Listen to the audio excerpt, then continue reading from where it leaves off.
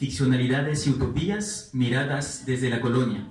Vamos a tener una sesión de 1 hora y media, ¿sí? Los ponentes van a tener unos 20 minutos para presentarnos los resultados de sus investigaciones, y después de estas ponencias ustedes podrán plantearles las preguntas y las inquietudes que ustedes creen pertinentes. Vamos a empezar con la presentación de Norberto, que está aquí a la derecha, Norberto Bayo Maestre, de la Universidad de las Artes. Norberto es comisario en artes, gestor, productor cultural y docente universitario, nacido en Cartaya, Huelva, España. Licenciado en Historia y Ciencia de la Música y diplomado en Estudios Avanzados en Lenguajes y Poéticas del Arte Contemporáneo, mención Arte Filosofía por la Universidad de Granada. Tiene una doble maestría en Estética y Gramáticas del Arte Contemporáneo por la Universidad Autónoma de Barcelona y es doctorando en Estética por la Universidad Nacional de Educación a Distancia, UNED, bajo la codirección de Jordi Claramonte y Miguel Álvarez Fernández. Norberto es capacitador de formadores y mediador cultural y educativo en la Universidad de Cienfuegos, Cuba, Centro de Arte Santa Mónica de Barcelona y la Universidad Politécnica de Valencia, España. Su docencia es en el Instituto Universitario Nacional de Artes, actual UNA, la Universidad del Museo Social Argentino y la Asociación Amigos del Museo Nacional de Bellas Artes de Buenos Aires. Actualmente Norberto es docente e investigador a tiempo completo de la Escuela de Artes Sonoras y director de la Jefatura de Nivelación Emblemática de la Universidad de las Artes en Guayaquil. Norberto, bienvenido. Nos va a presentar la ponencia Sonologías de ficción en el Quito institucional del siglo XVI. Muchísimas gracias. Bueno, yo traigo una conferencia dinámica porque mi idea es presentar temas que desarrollo en mi tesis, y como estoy a punto de graduarme, creo que también es importante como exponerme y de alguna manera dialogar en 20 minutos, pues tenemos muy poco tiempo, un aspecto muy específico de mi investigación. Yo me especializo en el siglo XX y antes de empezar, bueno, ¿por qué el siglo XVI? En la actualidad, muchos productores artísticos, sean músicos, sean pintores, se basan en el siglo XVI o en la era colonial, más específicamente el barroco quiteño, como lugares de diálogo constante. A mí lo que me preocupa, yo vengo de la rama de la estética, es cómo llegan esos inicios a desarrollarse, es decir, cómo se produce una gran escuela de producción cultural en Quito y de alguna manera vinculándolo con mi tema de investigación. El título de mi tesis es Estética declinada, institucionalización y decolonialidad en el contexto de lo sonoro. Por eso vamos a hablar de instituciones. De hecho, en el siglo XVI hay muchas instituciones, pero de interés musical dos, que lo hablaremos a lo largo del desarrollo de la conferencia. Y bueno, y sonologías de ficción, sonologías porque vamos a hablar de música. No es un trabajo musicológico, aunque traiga citas de Mario Godoy, un gran musicólogo de esta época ecuatoriano, al que le agradezco muchísimo placer en la lectura y en el acercamiento de la música. Vamos a hablar de estéticas híbridas o transversales, entonces de ahí sonologías, porque parten de alguna manera del encuentro con lo musical, pero estamos en un congreso de literatura. Tengo que agradecer mucho también la apertura a otros ámbitos, a otras relaciones en el que se toma la literatura como un encuentro, ¿no? Y ficción, porque bueno, como veremos, mucha de esta música ha desaparecido, no existe. Entonces, de alguna manera, el siglo XVI no pertenece a la gran ola del barroco que se desarrolla principalmente en los documentos registrados 17 y 18, cuando el siglo XVI tuvo mucho que decir en esto de la construcción del ser barroco. Entonces, estando en mi casa y viendo lo del ser ecuatoriano, reubicando el ser ecuatoriano, pues quise traer unas leyes que yo enfrento a la idea de lo antiguo y a la idea de la conectividad. ¿Cómo? A través de repertorios y disposiciones. Entonces la conferencia tendrá dos partes. Una primera parte que analizaré una de las leyes asociadas a los repertorios. Musicalmente los repertorios estaban escritos en un libro central de canto, entre muchas cosas, acompañado siempre de un texto. Esos son los tipos de repertorización. Entonces yo plantearé 3 leyes que me cuestionan cómo fueron posibles los repertorios que actualmente encontramos en el siglo XVII y siglo XVIII. Por eso el abstract, de alguna manera, traigo una cita de Mariana de Jesús. Mariana de Jesús, de alguna manera, es como iniciadora de todo el sentido completo, es decir, ya tiene una creación propia y una identidad de ser productora propia, que justamente se bebe del siglo XVI. Entonces, partiendo un poco en la segunda parte, tiene que ver con las disposiciones, es decir, vinculándolo más al ejercicio de lo institucional, cómo son las instituciones educativas, en este caso la enseñanza, y cómo, por un lado, veremos los estatutos y por otro, bueno, veremos algunas citas muy pequeñas que nos sitúan en el contexto de estas sonologías de ficción en el Quito institucional del siglo XVI. Si podemos apagar un poquito la luz.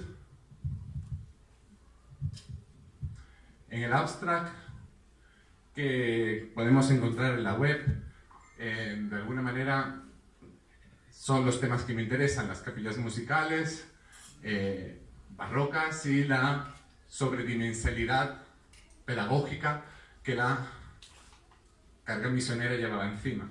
De alguna manera, el barroco, desde la universalización, independientemente del lugar donde esté, siempre se va a caracterizar con una relación con el objeto. Y esa relación con el objeto se irá desarrollando poco a poco en un sentido, en un ejercicio de fetiche. Y es ese fetiche el que va a causar autonomía de producción para la mente creadora. ¿De qué manera es ese fetiche? Bueno, traigo una cita de Mariana de Jesús, de la Azucena de Quito, que ahora veremos cómo ella ocupa todo ese proceso autocreativo. Seáis bienvenidos, Señor y pastor mío, que os habéis dignado venir a buscarme. Aquí me tenéis, que me habéis hallado. Llevadme, Señor, con vos. Oh, ¿cuándo será el día que yo tenga fiesta en la gloria?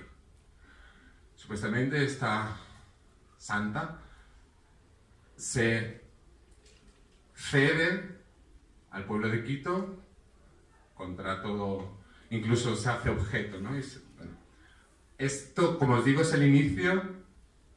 No voy a hablar de Mariana de Jesús, pero sí la considero como el inicio de todo el desarrollo que voy a intentar hablar aquí en el siglo XVI. ¿De qué vamos a hablar? De procesos de autocreación y de procesos de ficcionalidades. Para, no se ve la última palabra, para ver cómo estos objetos de fetiche sí alcanzaron un proceso de rebeldía de la liberación. Entonces, la primera parte, que tiene que ver con los repertorios ahora, como veremos, bueno, no están investigados, no están traducidos, están en bibliotecas cerradas.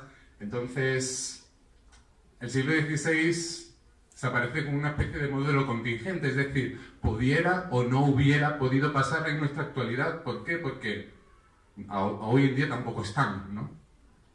Con esto, ¿qué quiero decir?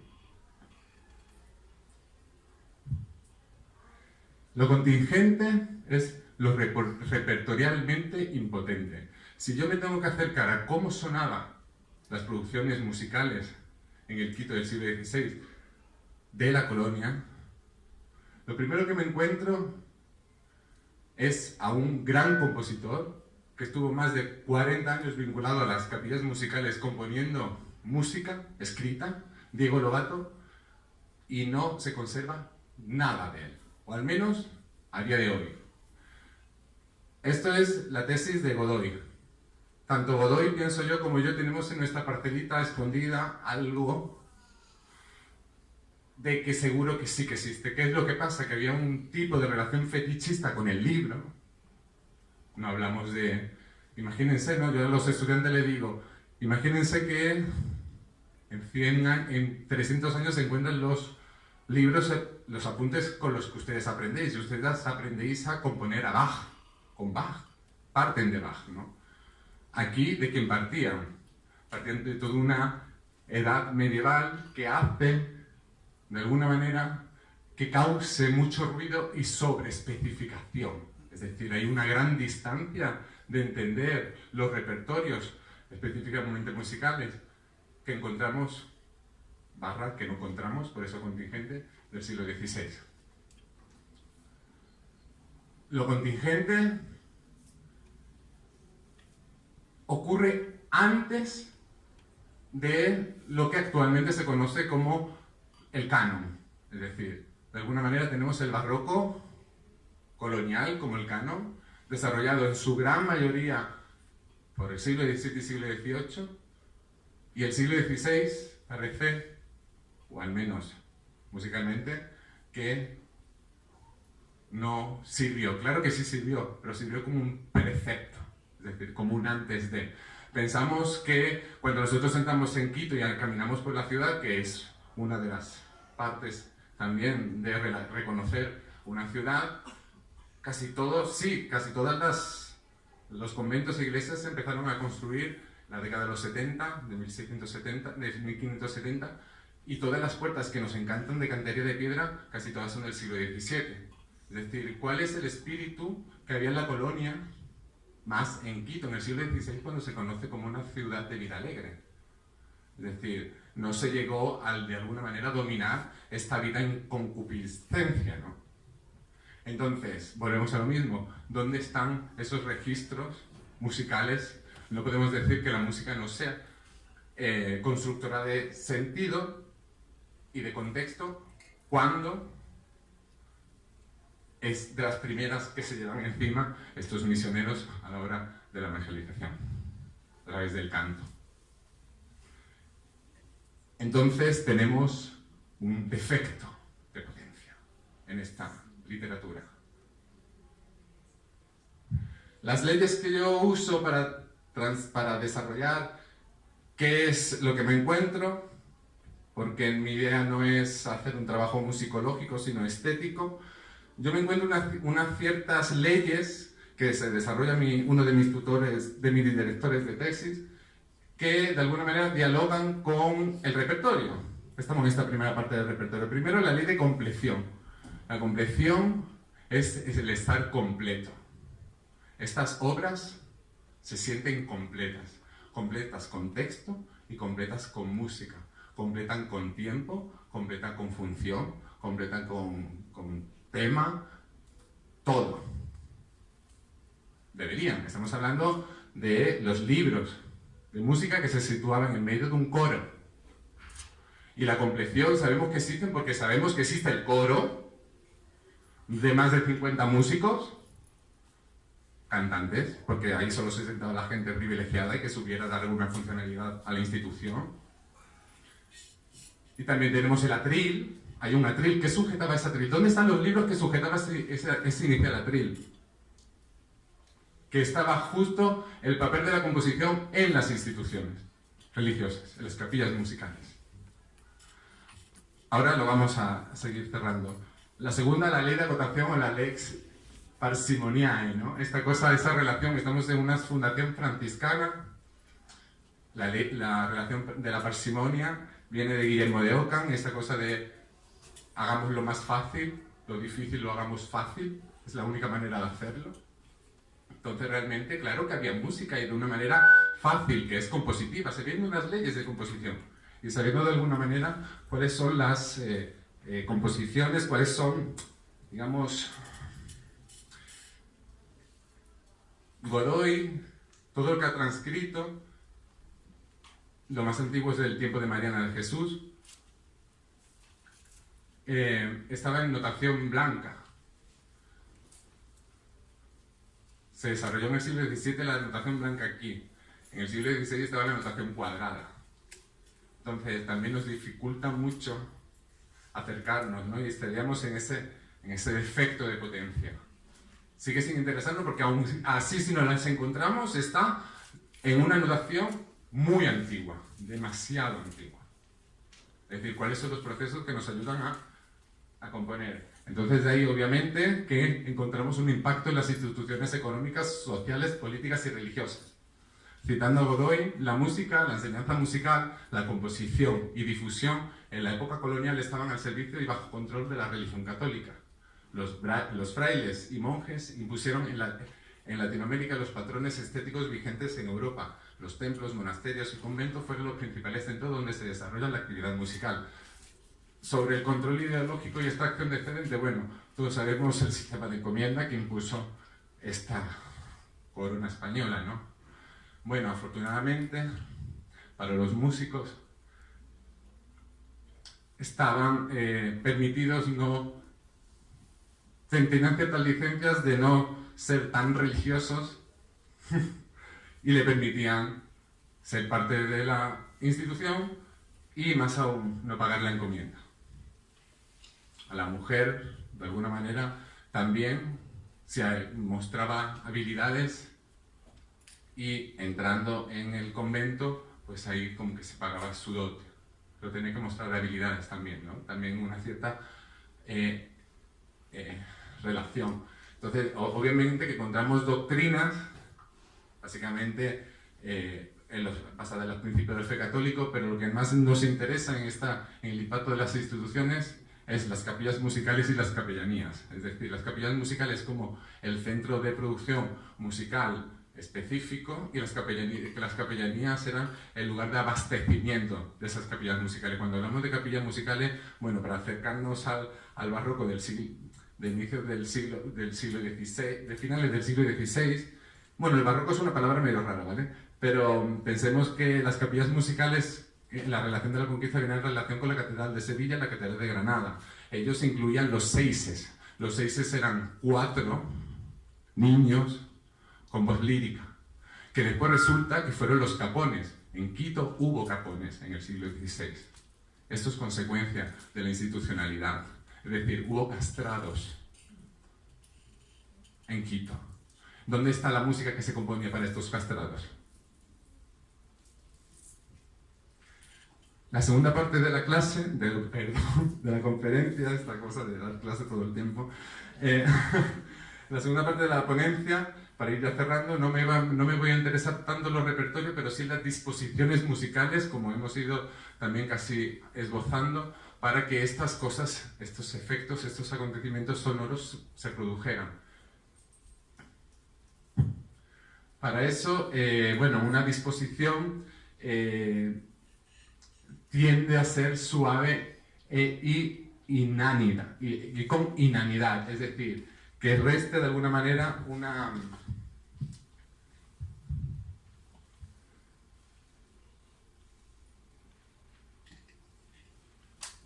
¿Cómo sería?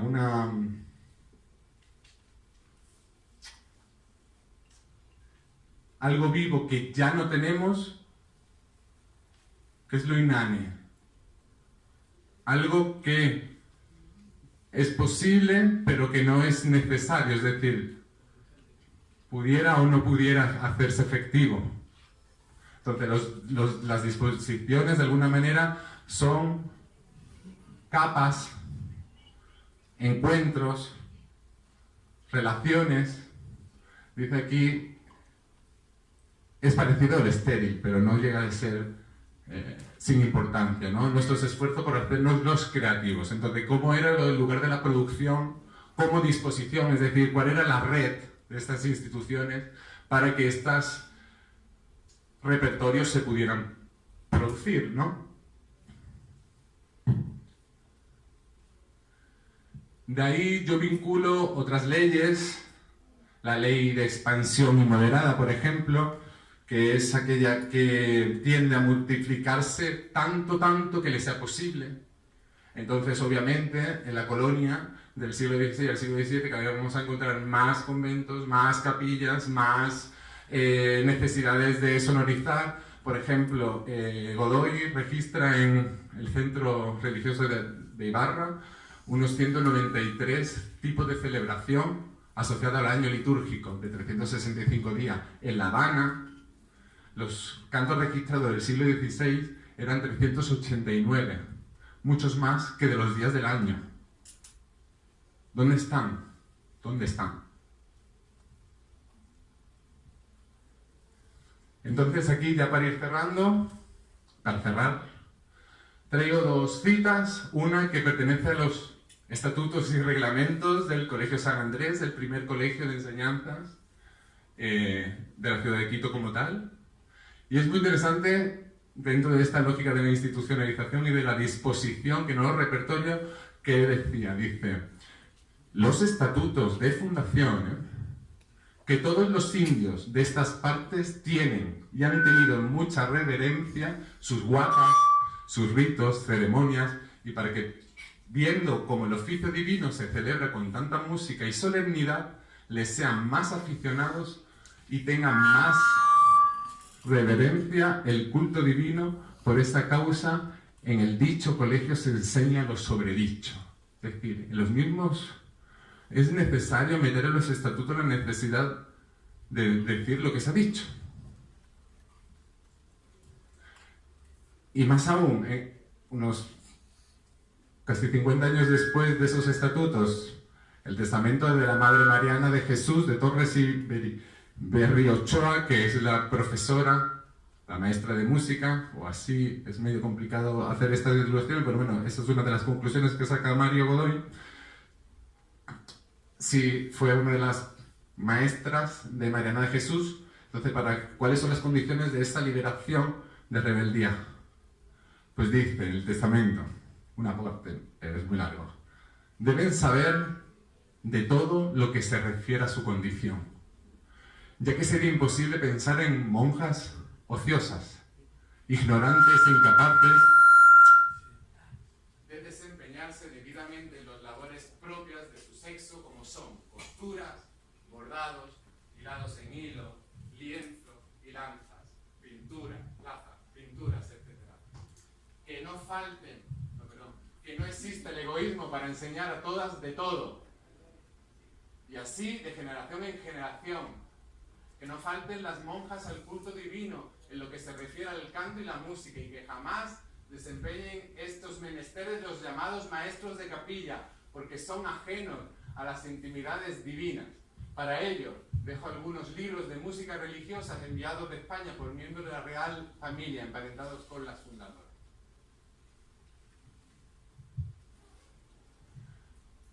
Muchas gracias.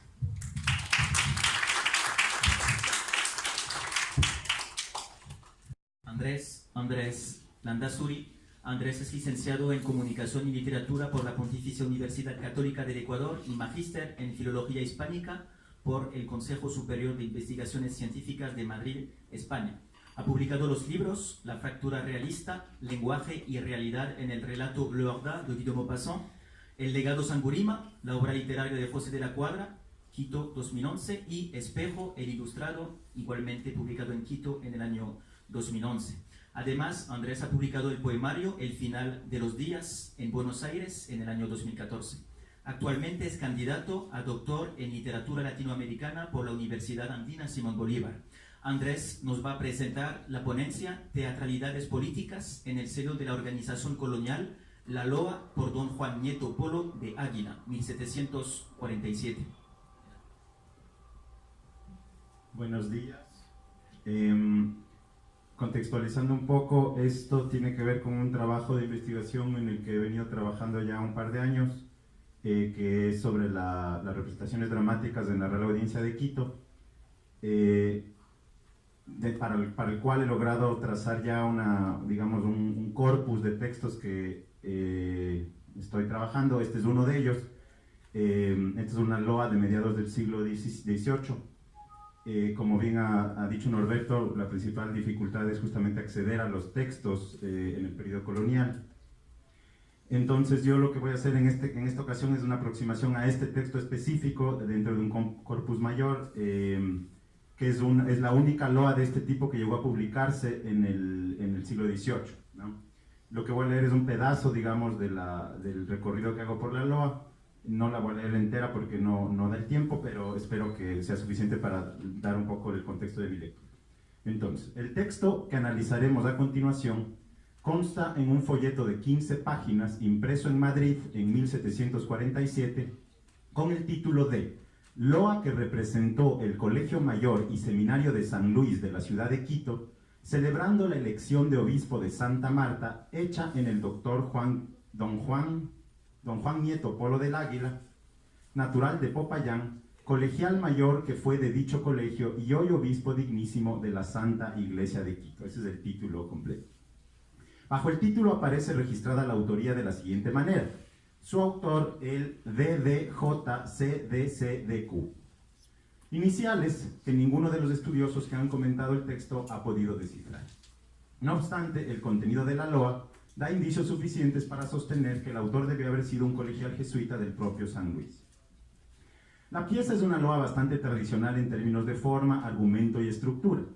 Tiene la particularidad notable de ser el texto dramático más extenso que se ha conservado del periodo colonial quiteño, con un total de 1050 versos y 13 personajes en escena, lo que la convierte en una obra especialmente significativa en la historia de su género registrada a nivel local.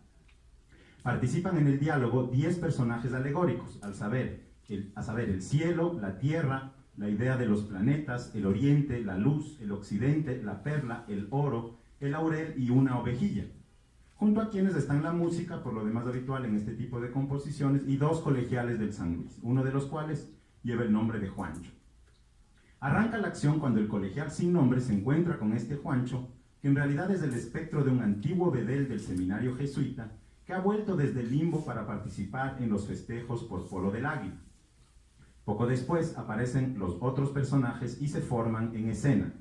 Se establece una larga discusión en la que el cielo y la tierra pugnan por saber a quién pertenece el prelado, teniendo como abogados a cada uno de los personajes simbólicos, al tiempo que el colegial y Juancho comentan, este último graciosamente, las intervenciones de cada uno. En cierto momento, el mismo Juancho resuelve el problema mostrando que el obispo Polo del Águila es polo, en su sentido doble de eje y de punto de interés, tanto del cielo como de la tierra, y hacia el final, entre todos celebran las grandezas del personaje, cerrándose la acción con un conjunto de vivas. Entonces, en ese sentido, primero, es una loa bastante tradicional dentro del género de este tipo de textos laudatorios. No sería una loa introductoria para un texto dramático como suelen ser, sino que es por sí una representación completa, ¿no? Isaac Barrera, el primero en dar noticia de esta loa, la consideró como un accidente de poca importancia, añadiendo que no se trata de pieza literaria que pueda dar fama ni nombradía, pues, según anota, apenas se constituye un documento de la época y muestra el gusto reinante en materias literarias.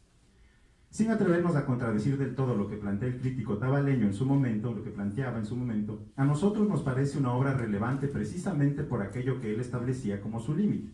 Se trata pues de una pieza notable justamente porque es un documento que aporta con valiosa información de su periodo, tanto a nivel de gustos y modas estéticas, como a nivel de su articulación con el universo de la teatralidad ritual en la que se articulaban las representaciones del poder y la sociabilidad en el ámbito de lo público. En otro lugar, cuando Barrera ahondaba en su juicio negativo de la obra, llamándola una loa de interés más bibliográfico que literario, anotaba también que su importancia reside en la enumeración que hace de las muchas personas notables que fueron educadas en el Seminario San Luis. Y en efecto, la mención a los colegiales de la institución jesuita, que se hace en la loa, como veremos más adelante, aparte de Polo del Águila, son mencionados en el texto diversos otros prelados de la iglesia que pasaron por el San Luis, es uno de los elementos que revela la intencionalidad político-estética de la pieza y por tanto nos da claves para entender la verdadera altura de su universo de significación. Tal como consta en el título, el escrito tiene por pretexto la celebración por el nombramiento de Juan Nieto Polo del Águila como obispo de Santa Marta, promoción que le habría otorgado Felipe V a finales de 1743. No obstante, también puede verse en el mismo título que en el momento de la publicación del folletín, Polo del Águila ya era considerado obispo de Quito, cargo por cuya posesión vicaria firmó en Ocaña hacia finales de 1748. Esto es un año después de la impresión de la loa. Esto indicaría que la obra llegó a imprenta poco después de que Fernando VI, coronado en 1746, hubiera dado luz verde para que se efectúe dicho posicionamiento. Todo lo cual nos lleva a pensar que si bien la redacción de la obra fue motivada por la elevación de Polo del Águila al cargo de obispo de Santa Marta, su llevada a imprenta lo fue más probablemente por su próximo posicionamiento en Quito como nuevo prelado máximo de la iglesia local. Esta impresión relativamente extemporánea con respecto al evento que se celebra podría explicarse no solamente como una muestra de la dilación temporal que una publicación de la audiencia quiteña suponía en el contexto de la época, puesto que debía hacerse necesariamente fuera, ya sea en Lima o en Madrid, no hay imprenta en Quito hasta varias décadas después, sino también como evidencia de un interés por insistir, dada la oportunidad del segundo nombramiento, en la alta distinción que suponía para la ciudad la prestancia alcanzada por Polo del Águila. O sea, está el nombramiento como obispo de Santa Marta y años después como obispo de Quito, y la loa, aunque está motivada y habla de lo primero, se publica más bien por lo segundo, o lo marca así al menos el título, ¿no? Otro dato significativo a este respecto es el énfasis del pretérito en la acción que aparece en el título, esto de loa que representó el Colegio San Luis, lo cual parecería indicar que la obra fue escenificada bastante antes de su publicación, seguramente en algún momento a finales del 43 o del 44, o principios del 44, es decir, poco después de que el primer nombramiento se había efectuado. Por ese entonces, sin embargo, consta que el flamante obispo, antiguo seminarista del Colegio Quiteño, se desempeñaba como maestrescuela del coro de Popayán, tras haber sido por un tiempo cura de la parroquia de Caloto y vicario en la ciudad de Buga, ambas por ese entonces en los ya no del todo claros límites norteños de la jurisdicción de la audiencia de Quito.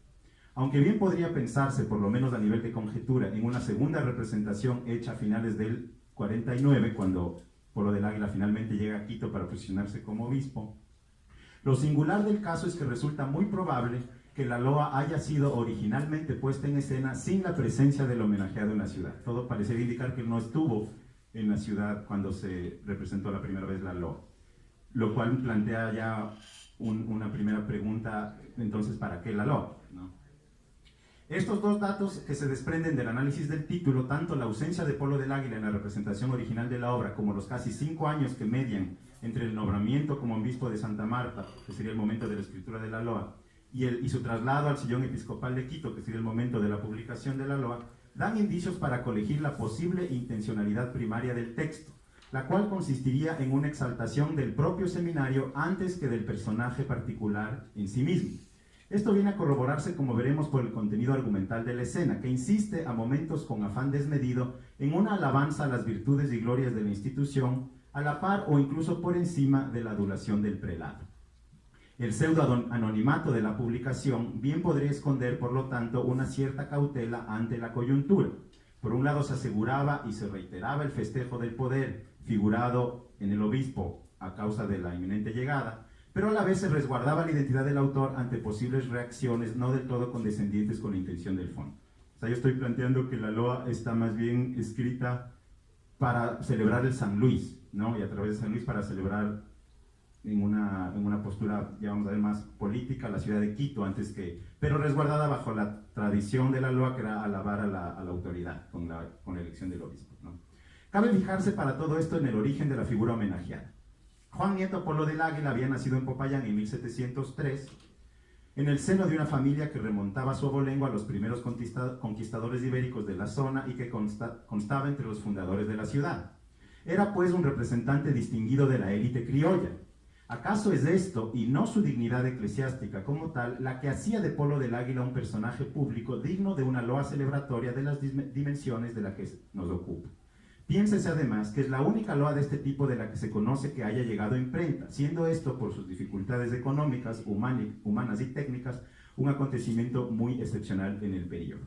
En un periodo que además, por revisión de la documentación de la época, tenía una actividad teatral muy intensa, ¿no? Entonces es la única loa que llega a imprimirse.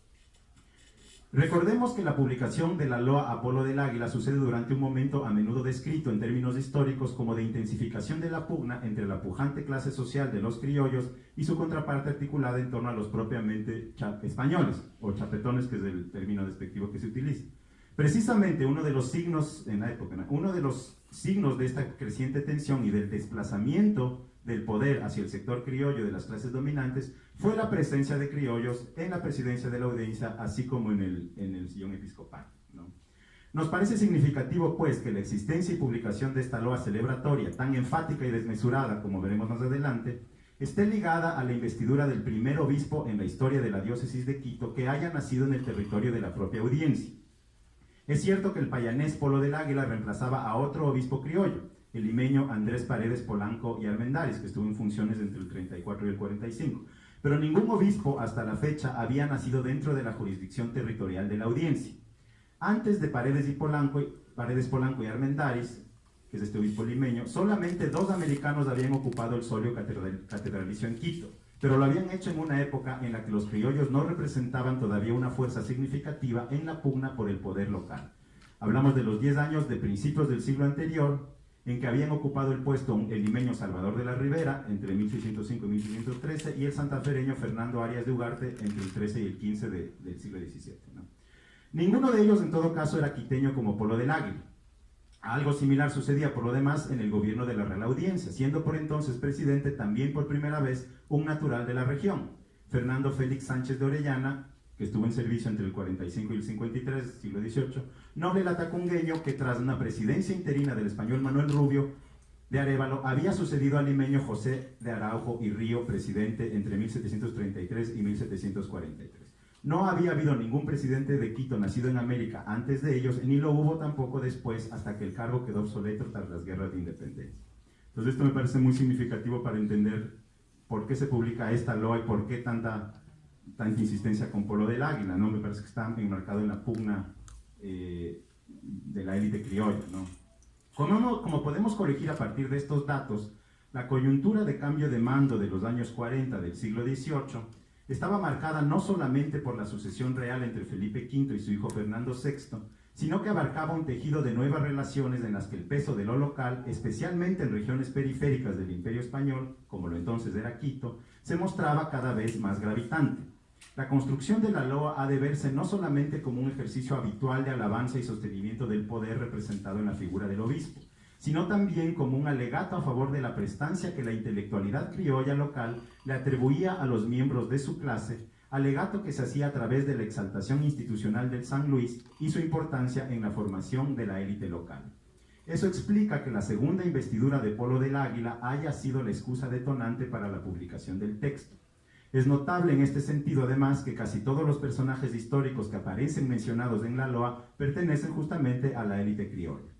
A saber, el también payanés José de Figueredo y Victoria, que fue obispo de Popayán en 1743, y luego arzobispo de Guatemala, los quiteños Gaspar de Villarroel, que fue obispo de Santiago, obispo de Arequipa y arzobispo en Chacras en el siglo XVII, y Juan Machado de Chávez y Mendoza, también quiteño, que fue obispo de Popayán también a mediados del siglo XVII, aunque murió antes de ser consagrado en la diócesis. El único prelado ibérico que se menciona en la loa es el sevillano Andrés García de Zurita, obispo coadjuntor de Huamanga y luego obispo de Trujillo, también a mediados del XVII. Si bien este había pasado a América muy temprano, recibiendo su educación en el Colegio Real de San Felipe y en la Universidad de San Marcos, ambas instituciones limeñas, antes de arribar a Quito y enseñar en el San Luis. Entonces, incluso estas menciones a prelados de origen español también se vinculan más con la élite criolla, me parece a mí. Piénsese a todo esto que además de la aguda crisis económica a la que nos hemos referido en otro momento, estoy hablando de otro pedazo de la tesis, la audiencia de Quito venía de atravesar un proceso turbulento en el que su autoridad se había puesto en cuestión y frente al que la élite local veía como imperiosa necesidad establecer acciones específicas que permitan en lo real y lo simbólico restablecer las prerrogativas que la región venía perdiendo conforme avanzaba el desarrollo particular de las distintas regiones subordinadas a la capital y el paralelo estancamiento de esta en relación a las otras urbes de la región, en especial Santa Fe de Bogotá. Todo esto lo explico más en otro lugar, pero tal vez el ejemplo más claro es en 1717 se elimina la Real Audiencia de Quito, cuando se crea el Virreinato de la Nueva Granada, se le elimina la Audiencia de Quito y la de Panamá, y Quito por unos 3 años es una provincia sin fueros jurisdiccionales que pertenece subordinada a Bogotá, en el Virreinato de la Nueva Granada, y en el 20 se la restablece a la Audiencia de Quito por presión justamente de la élite local,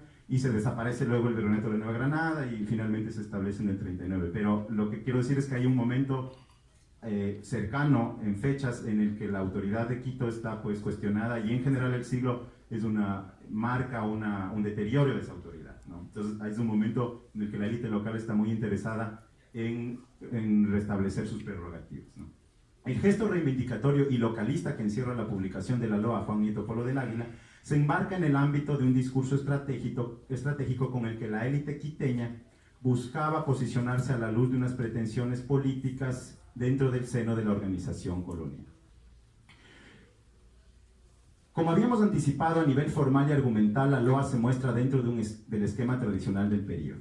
El texto está compuesto casi por entero en octosílabos romanceados, es decir, con asonancia para los versos pares y sin ninguna rima visible para los impares. Aparte de breves alteraciones, cuyo sentido explicaremos conforme avancemos en el análisis, ese esquema métrico se muestra ininterrumpido a lo largo de toda la composición, por lo demás típica tanto en su sentido de alabanza como en la forma en que se presentan los personajes y avanza la acción a través de los diálogos. El único elemento acaso singular es la presencia del personaje Juancho, un fantasma que retorna a la vida material desde su estancia habitual en el limbo y conversa con un colegial ignominado del San Luis sobre las razones de su presencia. Esto es el homenaje a Apolo del Águila. Esta es justamente la primera escena de la loa, en la que se plantea el diálogo que ha de servir como telón de fondo de todo el despliegue escénico. Juancho, además, hace el papel de gracioso en tanto sus palabras encierran a menudo sentencias risibles o por lo menos cercanas a lo cómico. También es relevante eso porque este tipo de personajes no están en las loas tradicionales, ¿no? Es una loa que apunta ya más a un esquema mayor, es una obra más larga que una loa plenamente tradicional como las que hay en el periodo, ¿no? Bueno, aquí empieza ya un poco el análisis más detenido, entonces voy a hacer más resumido, ¿no? El primero en hablar es el colegial, que aparece en su traje distintivo y se espanta por la presencia de Juancho, a quien llama trasgo, quimera o vestiglo, además de espantajo hermafrodito. El personaje interroga al espectro acerca de su identidad y la razón de su presencia, a lo que sucede la primera larga intervención de Juancho, que ocupa los versos 8 a 132.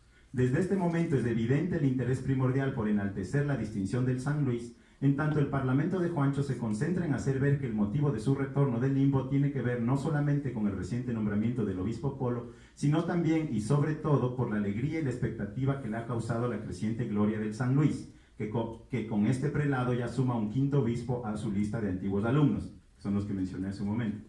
Tras calmar el susto que le ha causado al colegial ignominado la aparición del espectro, Juancho pide atención a su interlocutor y le explica quién es, un antiguo bedel del seminario caracterizado por estar siempre alegre y jovial mientras vivía y que al morir no tuvo ni mérito para subir al cielo ni delitos para bajar al abismo, por lo que desde entonces transita por el limbo. Inmediatamente le explica que hace alrededor de un año un hombre muerto sin bautismo le había llevado la noticia de la consagración como obispo de José de Figueredo, colegial a quien había conocido en vida.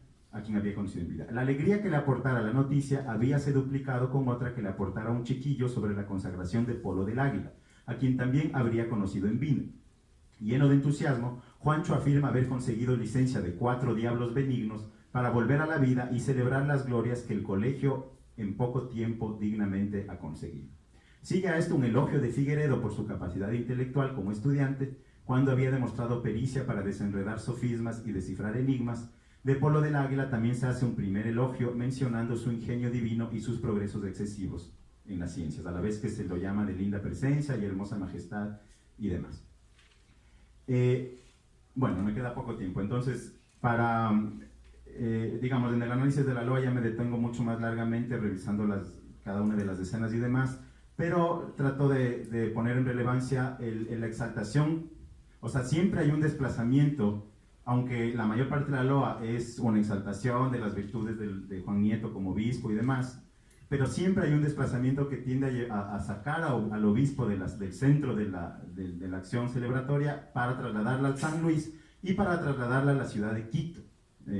Incluso al final Juancho en un momento como de exasperación y de mucho optimismo llega a pedir que sean muchos los cardenales que salgan del San Luis para que puedan poner un papa quiteño, una cosa así, ¿no? Y como Juancho figura como gracioso también en términos cómicos, dice algo así como: ojalá que te dé más papas que a Langacida papas a Quito, algo así es el chiste que hace, ¿no? Más papas de las que da Langacida a la ciudad de Quito. O sea, hay un constante intento de figurar a la intelectualidad local, no solo al obispo Juan Nieto de Polo del Águila, y a la institución del San Luis, como articulada además a la Compañía de Jesús, que se la menciona y se le hace unas loas también, que tiene que ver no solo con que no estaba presente, al parecer, el obispo en la ciudad, sino que el texto mismo pertenece a una estrategia discursiva que está tratando de proclamar unos intereses y unas intenciones de la élite local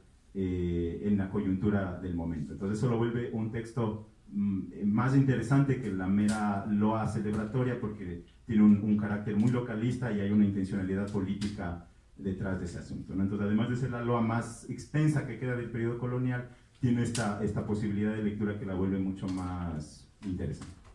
Muchas gracias. Continuemos. Vamos a escuchar ahora a Santiago Monsalve Salazar. Santiago tiene estudios en arquitectura y se licenció en artes plásticas con especialidad en escultura en la Universidad Central del Ecuador. Acaba de culminar sus estudios de maestría en Ciencias de la Cultura o Culturología en la Universidad Estatal de Vladimir, en Rusia. Hoy nos presenta Jesús del Gran Poder, cartografía del ritual popular mestizo. Sí, buenas noches, muchas gracias. Bien, mi ponencia se denomina Jesús del Gran Poder, cartografía de lo ritual mestizo. En el Palacio Nacional de México, ubicado en el Zócalo, se encuentran varios murales de Diego Rivera. Uno de ellos se titula El arribo de Cortés, 1951, en cuyo primer plano aparece el conquistador español.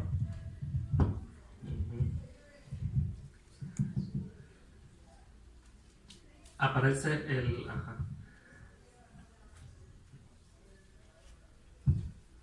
En uno de ellos se titula El arribo de Cortés, en cuyo primer plano aparece el conquistador español en su entrada a la ciudad de Veracruz en el siglo XVI, durante la campaña de colonización española. Rivera lo ha retratado mediante una serie de personajes que son todos él mismo. Cortés a caballo, Cortés pagando impuestos, ajusticiando y torturando a los nativos, Cortés de pie, altivo, Cortés desfigurado por la sífilis.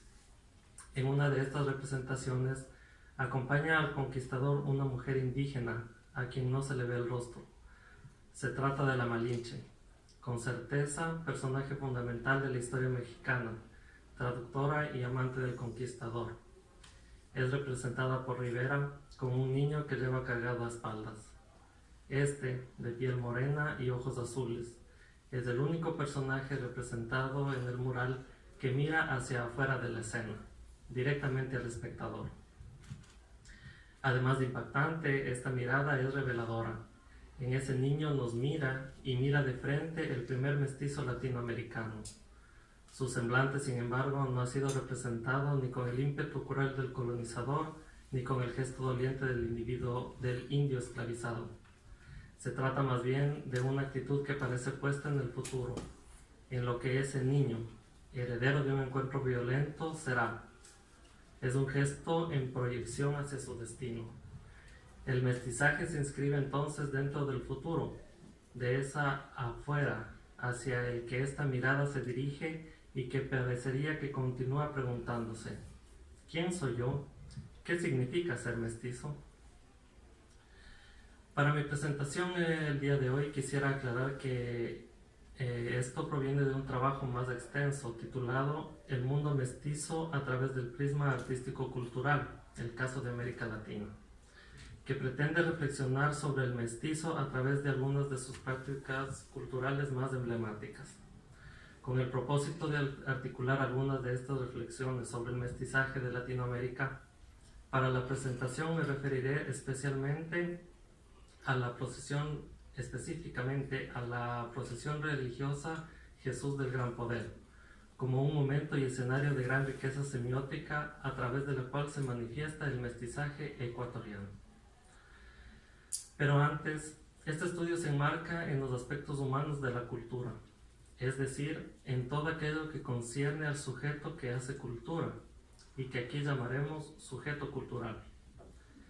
Gracias a una determinada realidad sociocultural y a las actividades que realiza dentro de ella, este sujeto se desarrolla en un tiempo-espacio. Aquello que el sujeto cultural crea, sean objetos útiles o inmateriales, es a fin de cuentas lo que nos proporciona señales susceptibles de análisis. Al conjunto de estas señales y sus interacciones es lo que llamamos cultura.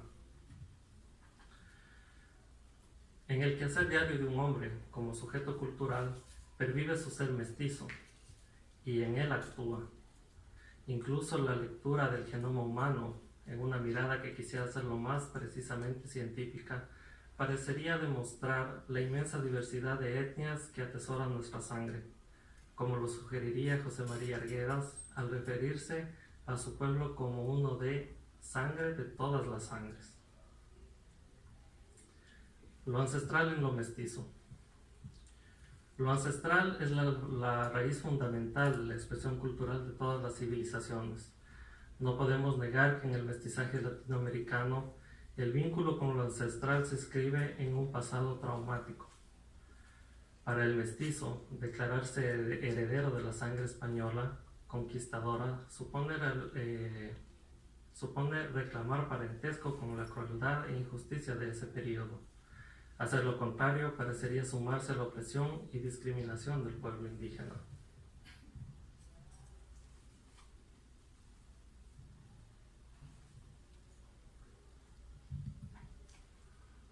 El drama de este mestizaje se vio desde temprano en los tiempos coloniales y no fue superado con la campaña de independencia en la región que inició en el siglo XIX. El mestizo en Latinoamérica comprende que es rechazado por ambos ancestros y está como suspendido en ese espacio del medio. Lejos de apreciar casi innatamente el hecho de ser únicos en el mundo y reconocer su origen multicultural, el mestizo se esfuerza por restituir los valores de la diversidad como riqueza cultural, y aunque el discurso oficial y político insta a resaltar esa diversidad como gen enriquecedor, el mestizo sabe que su mezcla, verdaderamente única, sigue señalando el desencuentro histórico de la conquista. Si bien es cierto que valorar lo ancestral se torna difícil cuando los procesos históricos se mostraron tan violentos e inhumanos, en la misma medida se podría desvalorizar nuestro desorientado presente. Sin embargo, para quien por naturaleza ama vivir, el ser humano rescata o celebra de su presente lo que le parece positivo dentro de su sistema de valores.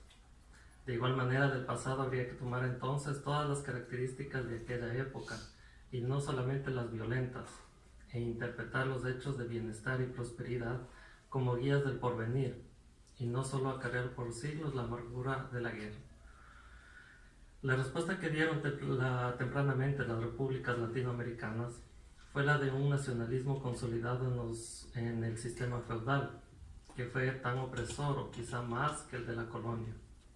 Sin embargo, muy pocos ven en la independencia características negativas, y solamente se aprecia la idea de la liberación del yugo español. El periodo complejo y difícil de la colonia tuvo expresiones artísticas de manos mestizas del más alto grado. Algunas perviven hasta ahora, como la procesión del Jesús del Gran Poder. Sin embargo, el pueblo mestizo ecuatoriano parece querer encontrarse más en la independencia, como que quisiera borrar el pasado colonial.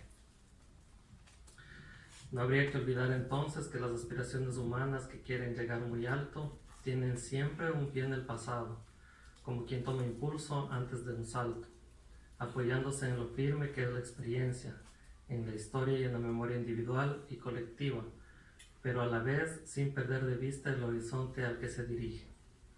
Por más turbulento que resulte el tiempo del que provenimos, es el que nos pertenece, el de nuestros ancestros, sangre de todas las sangres. Al menos 100,000 personas participan cada año de la procesión religiosa Jesús del Gran Poder del Viernes Santo. El recorrido de 12 kilómetros incluye algunas de las principales calles del centro histórico de la capital ecuatoriana. La reseña más antigua que se tiene sobre la celebración de Semana Santa en suelo quiteño data de 1597. La procesión de Viernes Santo, el Vía Crucis o Camino de la Cruz, conmemora la pasión y muerte de Jesucristo y se celebra tal y como la conocemos hoy desde 1961. La tradición dicta que la procesión inicie con la salida de la imagen del Jesús del Gran Poder de la iglesia de San Francisco, que es su custodia habitual. La escultura es una obra de un sacerdote de origen franciscana, de la orden franciscana, de quien apenas se conoce su nombre, Carlos, y data del siglo XVII. La efigie es un nazareno cargando su cruz. La imagen tallada en madera, pintada y vestida, tiene una altura de 1.75 metros de alto. La cruz tiene detalles en plata repujada y piedras engastadas en las 4 puntas. Todo el conjunto pesa aproximadamente 230 kilogramos. El rito da inicio justo al mediodía, cuando cubierta por una lámina plástica suspendida por una estructura de perfiles de aluminio, la imagen es movilizada sobre unas andas de madera, pero con un sistema de rodamiento que facilita su traslado. Toda la composición está colmada de flores. A la cabeza de la procesión, el cura párroco, seguido de otros religiosos, lideran las oraciones y los cantos que siguen los feligreses. El cerco policial de al menos 60 personas resguarda la imagen y previene el agolpamiento masivo de creyentes, pero no consigue eliminar la práctica recurrente dentro de los asistentes de forcejear y acercarse a empujones con el fin de tocar la imagen al menos una vez, arrojarle flores y pedirle lo más cercanamente posible por sus aflicciones. En las estrechas calles del Quito colonial, la procesión hace evidente un rasgo particular del mestizaje ecuatoriano, el encuentro con la diversidad llevada al máximo. Con tal cantidad de gente en las calles a propósito de la procesión, no es posible distinguir a los procesantes de los vecinos, los simples espectadores, los vendedores, los turistas. Esta amalgama de gente parece replicar lo que se conoce en arquitectura como traslapo, que significa superposición consecutiva de técnicas constructivas. No faltan en Quito edificaciones cuya base es precolombina, sobre las que se construyó una estructura colonial, que más tarde se cubrieron de blanco en el periodo republicano y sobre las que hoy cuelen quizá carteles de neón que anuncian la existencia de manjares, también mestizos, de increíble combinación de sabores, saberes y lenguas, y dicen, sí hay aguarlocos. Se vuelve entonces imperiosa la identificación, y aquí es donde cobran protagonismo los personajes bíblicos que son parte de la procesión. Los hay de muchos tipos, pero principalmente Verónicas, centuriones y Jesuses, ladrones y cucuruchos, todos ellos penitentes exhibiendo la expiación de su culpa a través de la representación de estos personajes.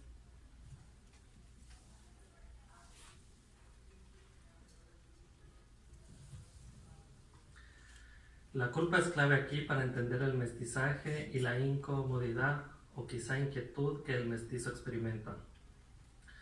Durante la conquista, el Imperio Español supo adjudicar muy bien la culpa a sus indígenas nativos.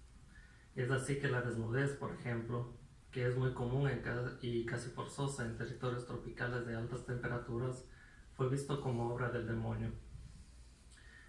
Esa idea de que a través del ser se expresa el mal fue uno de los móviles semióticos más efectivos para la sorprendentemente rápida conquista y posterior aceptación de la nueva cultura europea. Esa memoria de culpa se ha quedado de alguna manera grabada en la comunidad mestiza y continúa expresándose a través de ritualidades populares, como la procesión de Jesús del Gran Poder, y así también en gestos sencillos, cotidianos, considerados un código cultural aceptado, como el de pedir perdón o disculpas, a veces por hábito.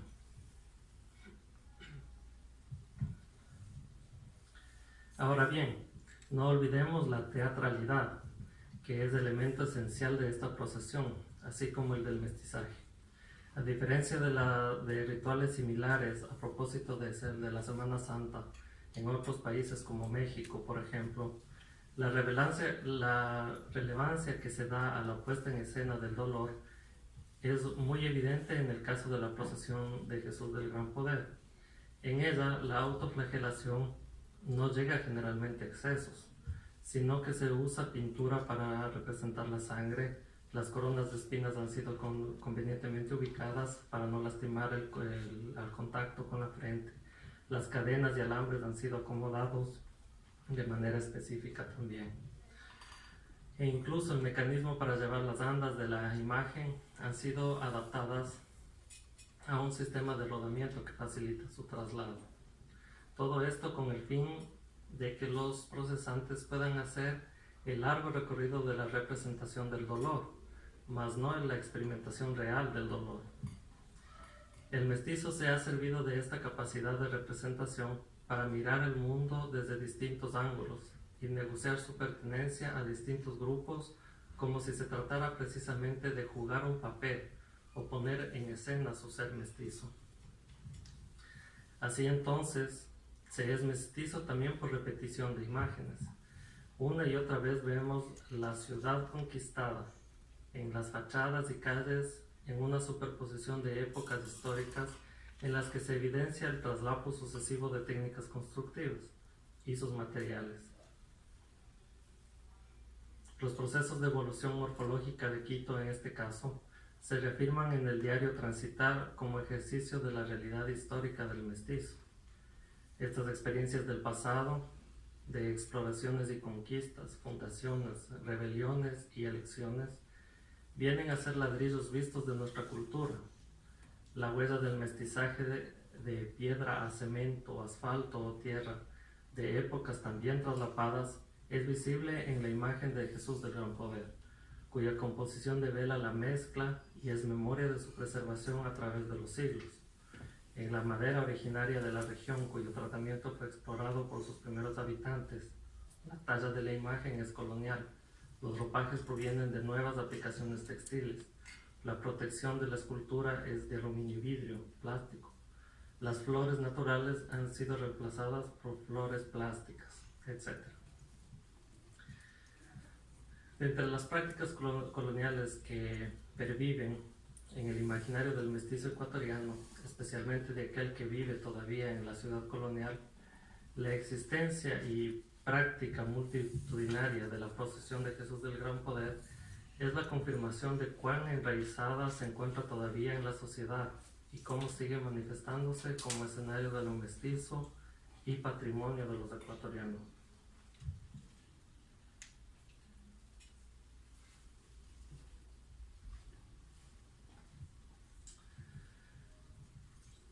Para concluir, la mirada nacionalista independentista primero y luego el intento del rescate de una cultura pisoteada que fue empresa del indigenismo quizá no han conseguido explicar completamente el complejo universo del mestizo. Tal vez la respuesta se encuentre en que la propia pregunta sobre el mestizaje sea un producto o consecuencia evidente en la realidad.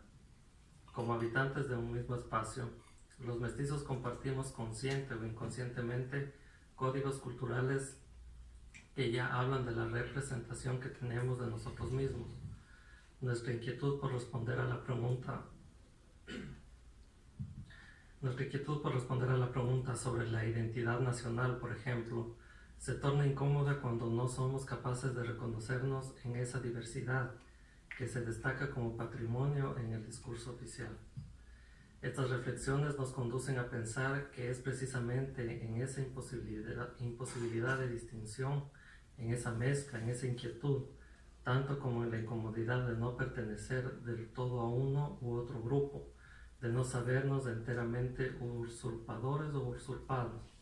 En ello está precisamente nuestra característica esencial, no saber, preguntarnos siempre y mirando hacia el futuro, como el primer mestizo representado por Rivera, volver a pronunciar la pregunta que define nuestro mestizaje.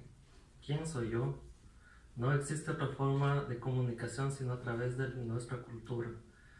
Y esta es inmensa y nos propone echar una mirada global sobre lo múltiple, una mirada particular sobre lo que hemos considerado como totalidad unívoca y especialmente demandan de nosotros una mirada más humana y sensible sobre las expresiones de ritualidad popular que quizás desde hace siglos están surgiendo respuestas para esta pregunta y que no nos hemos parado de hacer.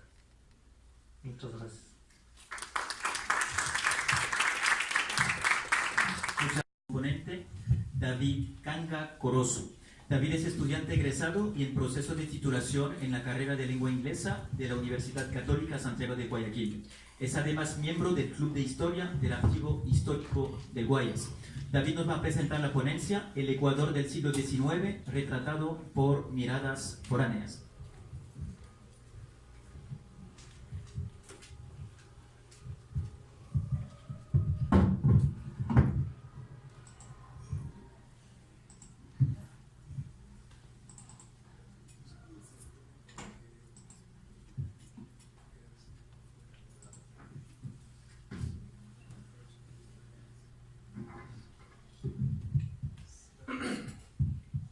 Buenas tardes. Gracias por estar aquí. El título de mi ponencia es El Ecuador del siglo XIX, retratado por miradas foráneas.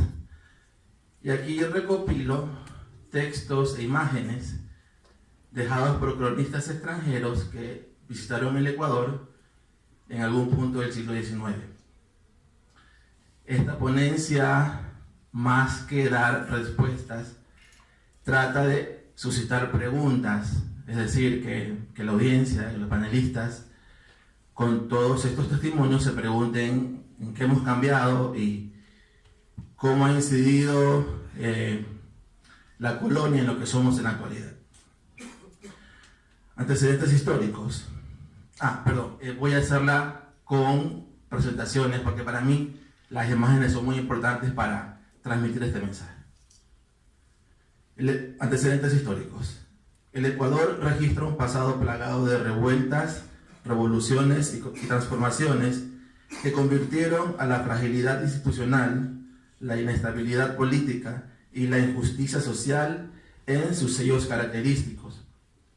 El inicio del periodo colonial significó el arribo de conquistadores europeos y esclavos africanos, lo que produjo, por un lado, un crisol étnico más variado y por otro, el establecimiento de una especie de sistema de castas que mantuvo en la postración a las clases más bajas, especialmente a indios y negros.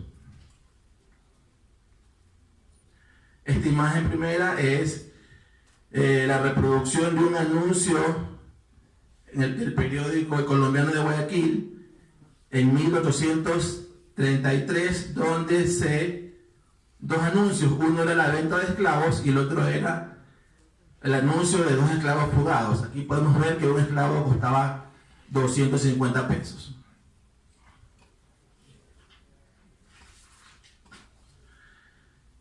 En la tercera década del siglo XIX, el Ecuador inició su senda republicana, época convulsionada, ya que además de sufrir incendios, pestes, terremotos, erupciones volcánicas e invasiones de países vecinos que mutilaron sus fronteras, el país también padeció fratricidas luchas internas por acceso al poder en irregulares sucesiones presidenciales. La Iglesia Católica influía en el Estado y en los ciudadanos, en un contexto en el que recién a mediados de siglo se abolió la esclavitud y recién a fines de siglo pudo el Estado concretar cosas tan elementales como educación universal y laica y una vía ferroviaria que conecte sierra y costa. Fue a lo largo de este siglo que arribaron al país cronistas extranjeros de diversas nacionalidades e intereses.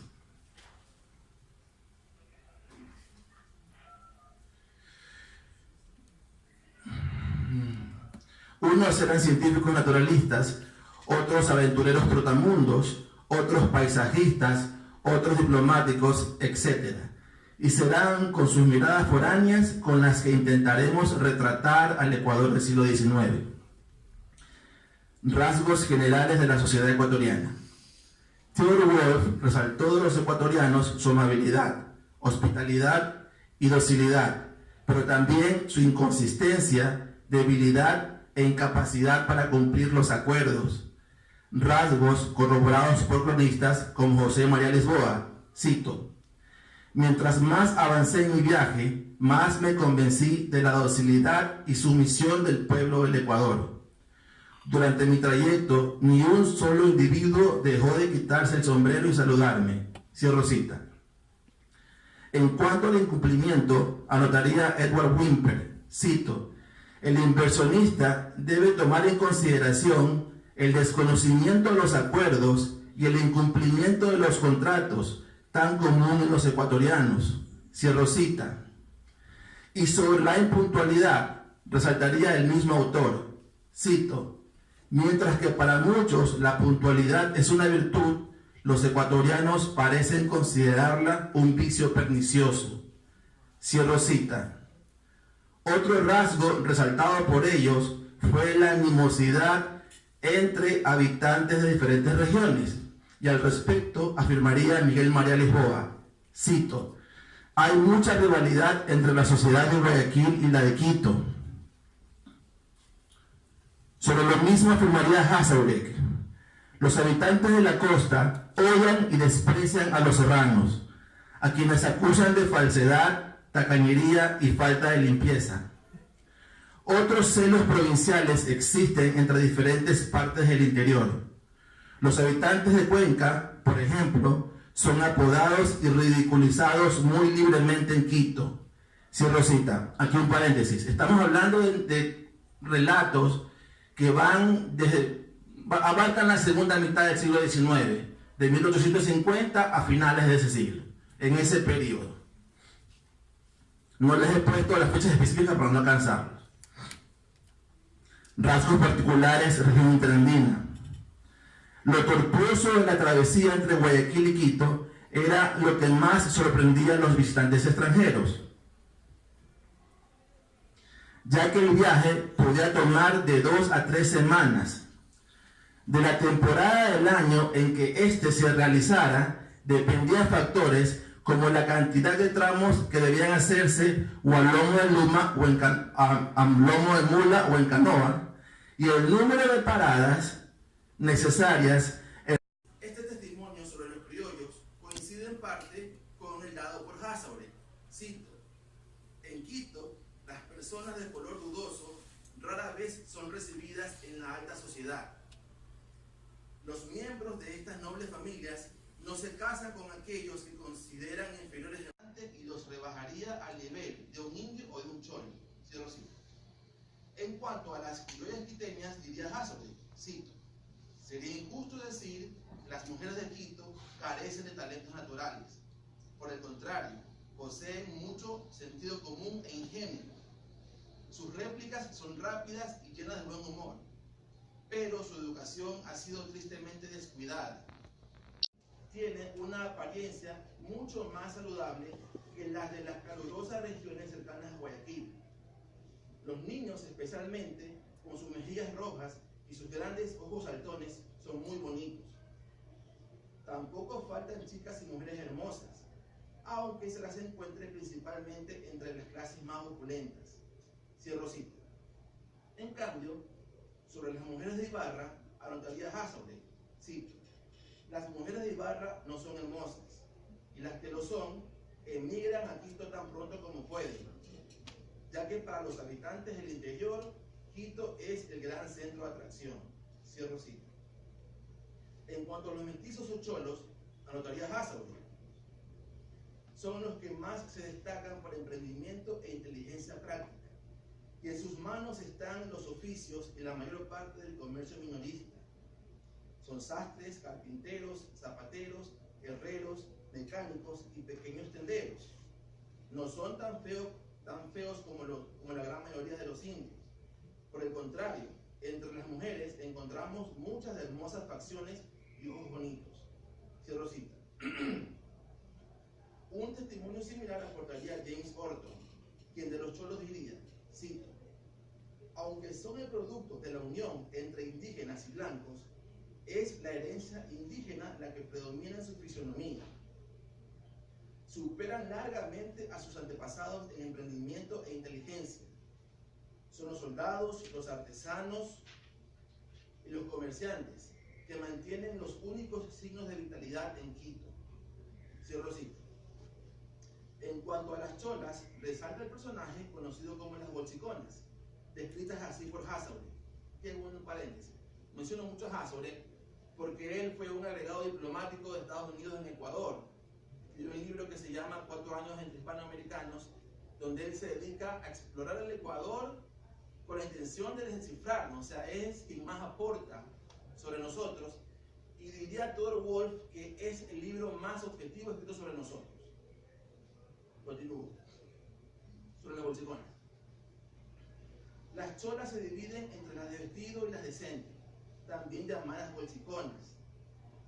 El atuendo de las de vestido sigue los dictados de la moda europea, mientras que las bolsiconas, aunque vistosamente ataviadas, no usan vestidos completos, sino que se contentan con enaguas de lana de vivos colores, con una profusión de cintas, encajes, flecos y lentejuelas, chales bordados de algodón, lino o seda y pañolones en los que a veces se exhibe un gran lujo. Cierro cita. Sobre el indígena, los testimonios resaltan cómo se los maltrataba y explotaba, cobrándoles tributos. Al respecto cuenta Federico González Suárez. En cada obraje había cárcel, cepo, grillos y azotes.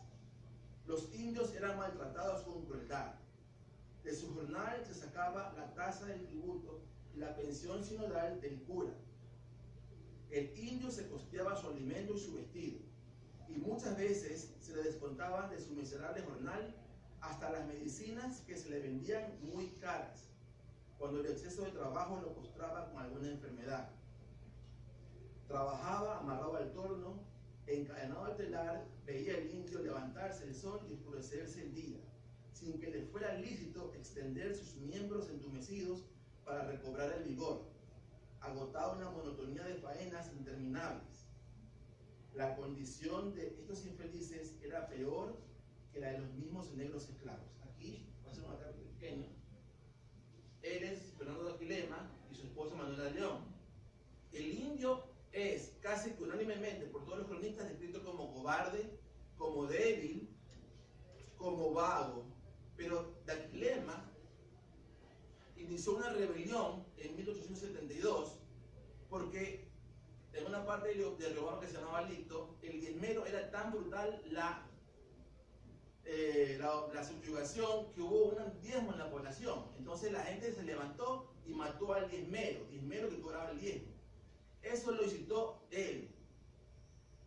Y finalmente fue fusilado. Lo bueno es que en el 2010 fueron declarados él y su esposa héroes nacionales. Son héroes nacionales. Es muy bueno que conozcamos otros héroes, aparte de los independientes. Bueno, continúo. En cuanto a los negros, aunque padecían tantos maltratos como los indígenas, se caracterizaron por su alegría y jocosidad, lo que queda reflejado en este relato de Hassel sobre los negros del Samanal, una hacienda del Valle del Chota, en la provincia de Imbabura. Cito: los negros de la hacienda, hombres, mujeres y niños, se reunieron en el salón, trayendo con ellos dos instrumentos musicales característicos, la bomba y el alfandoque. El primero, que es usado como tambor, es una especie de barril sobre cuya boca se templa un trozo de cuero y que se toca no con baquetas, sino con los dedos o puños, para marcar el tiempo a los cantantes. El alfandoque es una caña o bastón hueco cuyas aberturas se cubren con algodón o trapos y en cuyo interior se introducen guijarros o piedrecitas. Ellos los sacuden al compás de las canciones. Pero la parte principal del espectáculo lo aportan las voces de las mujeres y los niños, acompañadas de la voz de quien toca el alfandoque. Palmeando continuamente, cantan una gran variedad de canciones a las que la bomba y el alfandoque marcan el tiempo. En talento musical y gusto, estos negros son infinitamente superiores a los indios. Sus melodías no son ni tan monótonas ni tan apagadas como las de los aborígenes. Por el contrario, son variadas, fogosas y llenas de electrizante vigor.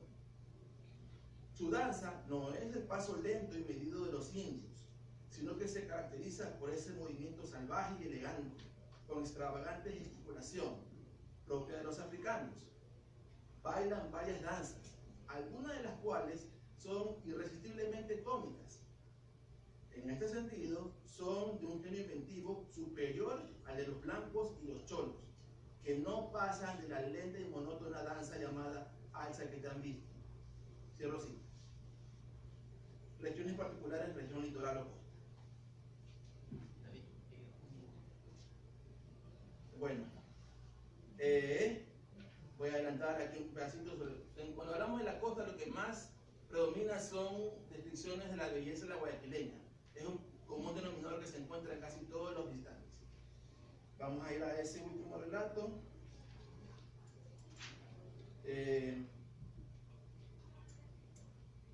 Esto lo dice Orleans.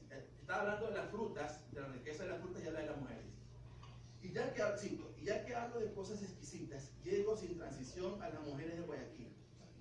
En la clase opulenta son de una blancura maravillosa, igual que las limeñas, tienen la mirada llena de fuego, los rasgos regulares, esbeltas de talle, con caderas fuertemente pronunciadas, tienen en su andar una ondulación voluptuosa que comparte con las mujeres del Oriente Árabe y Andalucía.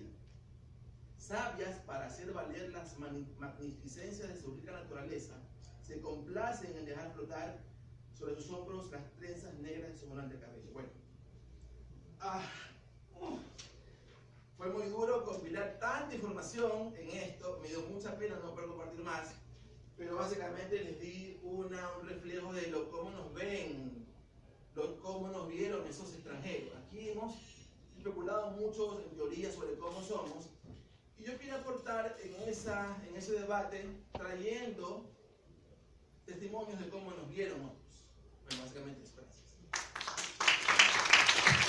Muchas gracias, David, por estar. Ahora el espacio dialógico, según el cronograma, tenemos 13 minutos. Así que, colegas, adelante, tienen la palabra.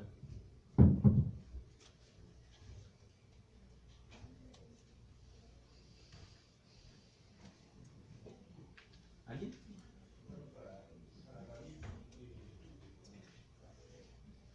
Una pregunta para David. No entendimos a la mirada de los extranjeros, ¿no? Es como que quiere hablar de la cuestión de la esclavitud, pero después se expande, ¿no?, a otros temas, a una especie de geografía humana, digamos, del Ecuador del siglo XIX. Sería interesante explorar, digamos, los paradigmas desde los que gira esta mirada del otro sobre nosotros, ¿no? No solamente, digamos, exponer la parte descriptiva de cómo nos han mirado, sino por qué nos han mirado así, ¿no? Entonces ahí hay quizá una serie de temas que, no sé, podrían ser útiles explorar, la cuestión del exotismo, del orientalismo que aparece en esto. Otra cosa que se me ocurre que podría enriquecer el trabajo suyo es la mirada femenina de las extranjeras, además, porque tiene solamente hombres en el grupo, ¿no?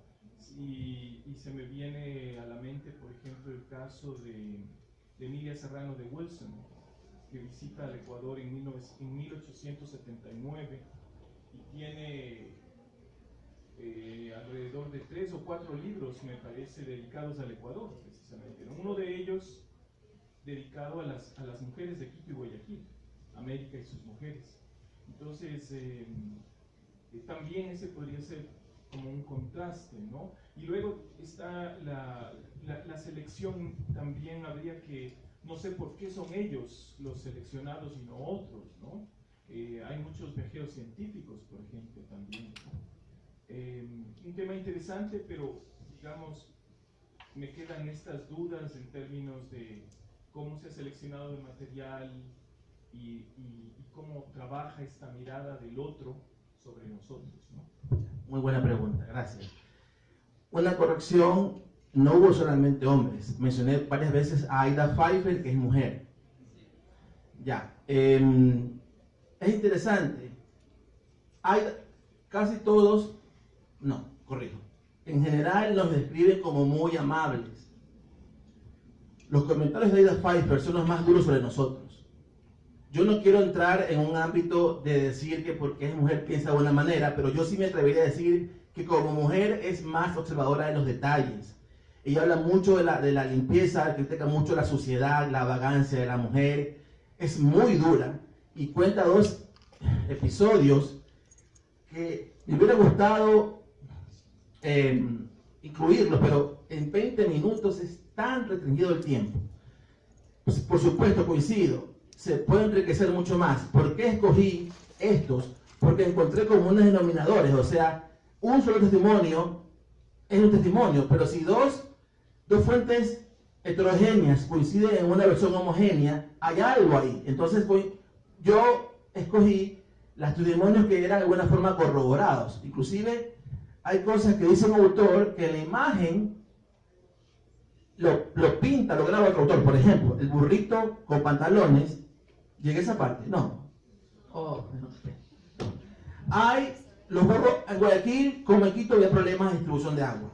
Y el agua llegaba a Daule, y de Daule traían para acá en unos burritos, a los que le ponían 2 barreras a los lados. Entonces, lo de los burritos lo cuenta, por ejemplo, Onfroy de Torón.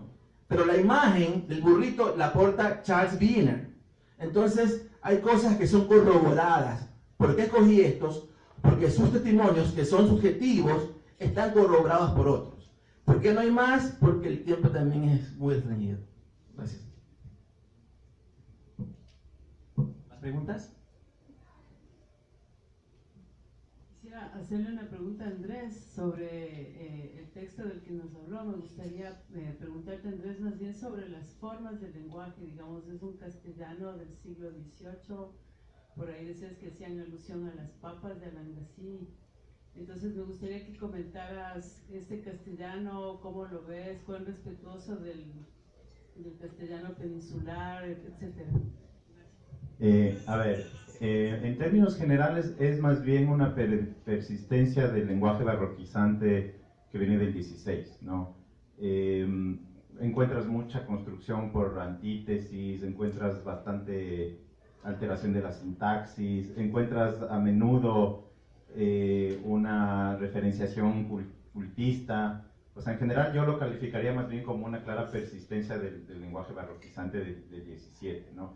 Que genéricamente también funciona así, o sea, la LOA está pensada y está articulada a los modos de representación que se establecen en el periodo propiamente barroco, ¿no? No le vería yo una intención mayormente novedosa al respecto.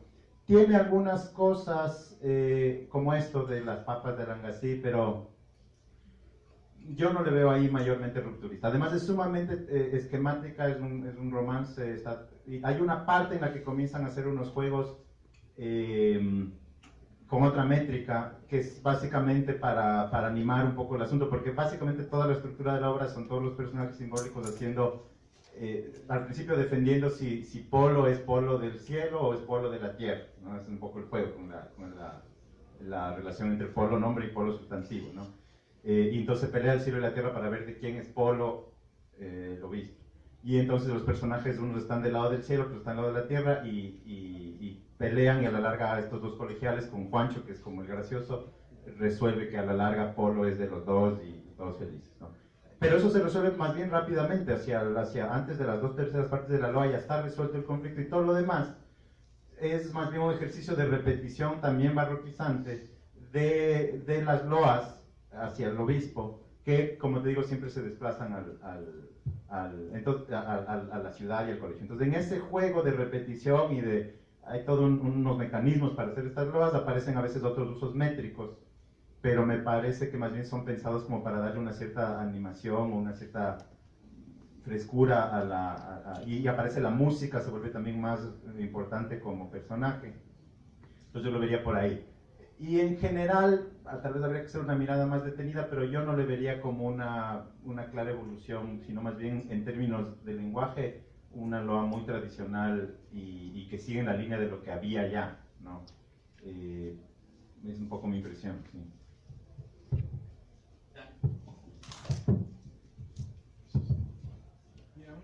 Una pregunta para Santiago. Muy interesante el tema del mestizaje. Y veo que estudiaste en Rusia.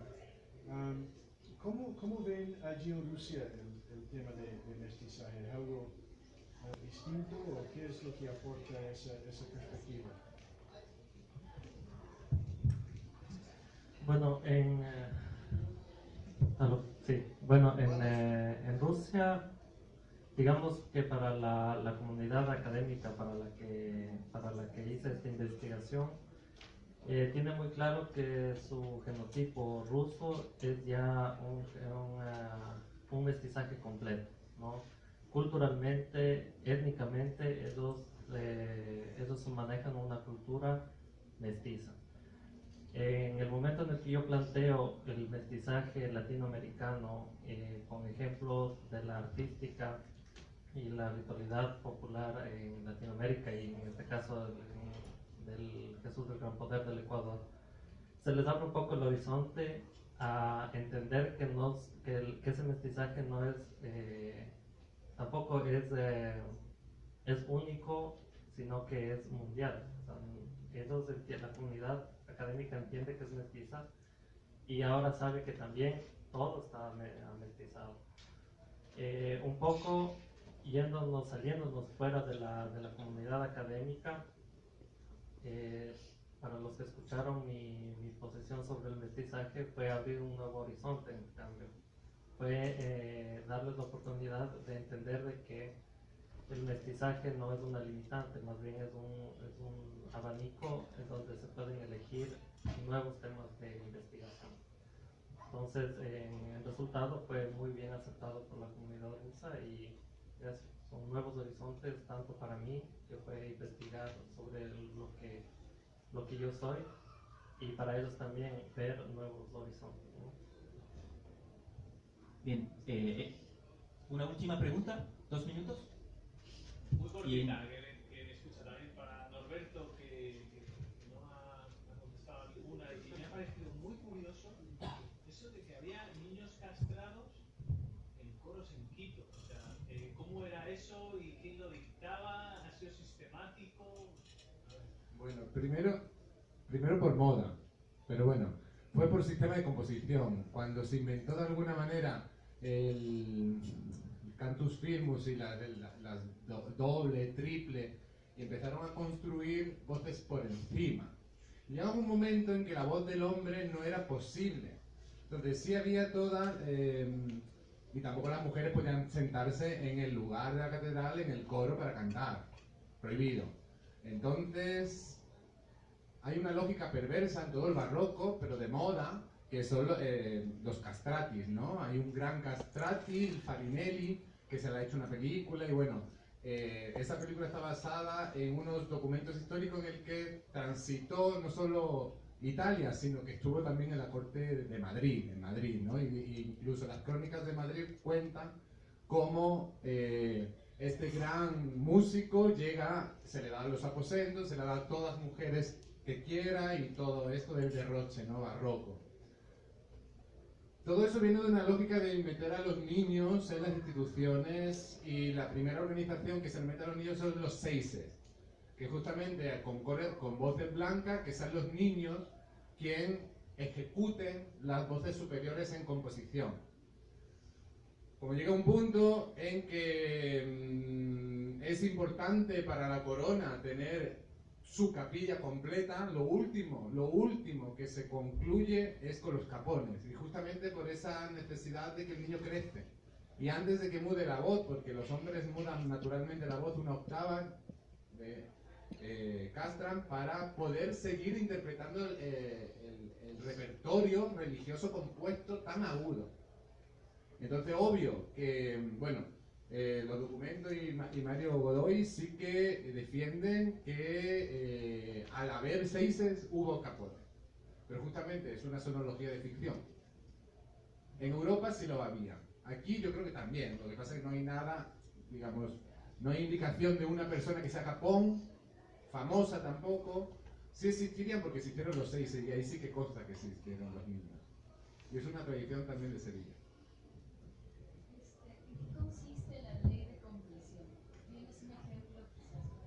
Sí, mira, la compresión es básicamente hacerlo completo, ¿no? Y sí, lo tengo para no perderme. Sí. La primera de repertorio.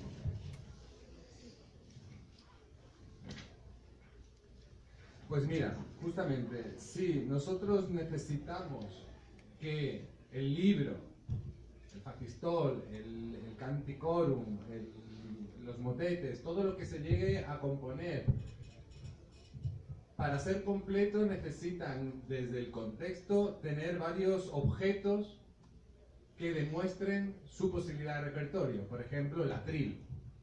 El atril cumpliría un un acontecimiento desde lo sonoro en la que nos falta un poco la pieza. Es decir, la cosa de las leyes es buscar estas cosas perdidas, ¿no? Y cuál es la posibilidad en la concepción de identidad a la hora de crear.